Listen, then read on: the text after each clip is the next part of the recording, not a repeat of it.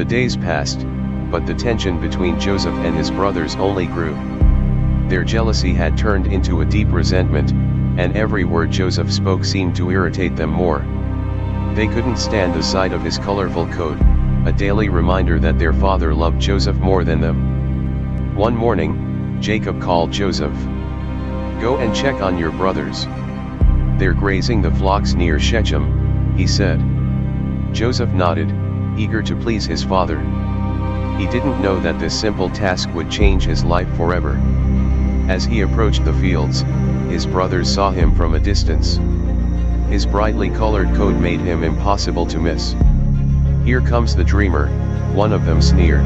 They didn't see him as their brother anymore. He was a threat, someone who needed to be silenced. "Let's kill him," one of them suggested, their voices dark with anger. "We can throw him into a pit and say a wild animal devoured him. Let's see what comes of his dreams then." But Reuben, the oldest, hesitated. "Let's not kill him," he said. "We can throw him into the pit, but don't shed his blood." Reuben had a secret plan to come back and rescue Joseph later. When Joseph reached them, he greeted them with a smile, unaware of the danger.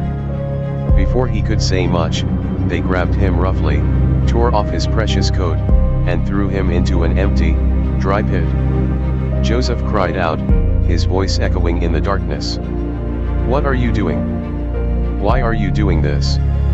But his brothers ignored his pleas. As they sat down to eat, a caravan of Ishmaelite traders appeared in the distance.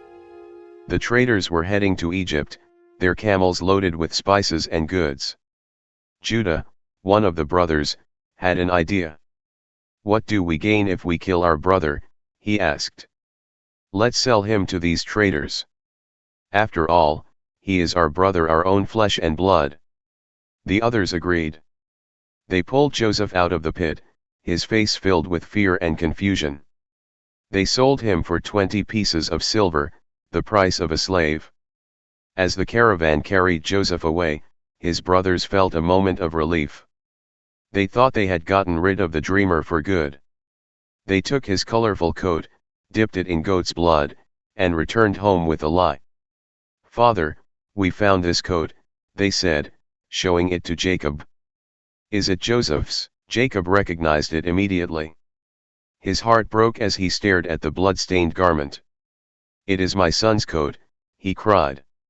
"A wild animal has devoured him. Joseph has surely been torn to pieces." Jacob wept bitterly, refusing to be comforted. "I will mourn for my son until I join him in the grave," he said. Meanwhile, Joseph, bound and frightened, was on his way to Egypt. Everything he knew, his home, his family, his freedom, was gone. Yet, even in this moment of despair, Joseph's journey was far from over. What his brothers meant for harm, God was already turning into something greater than they could imagine.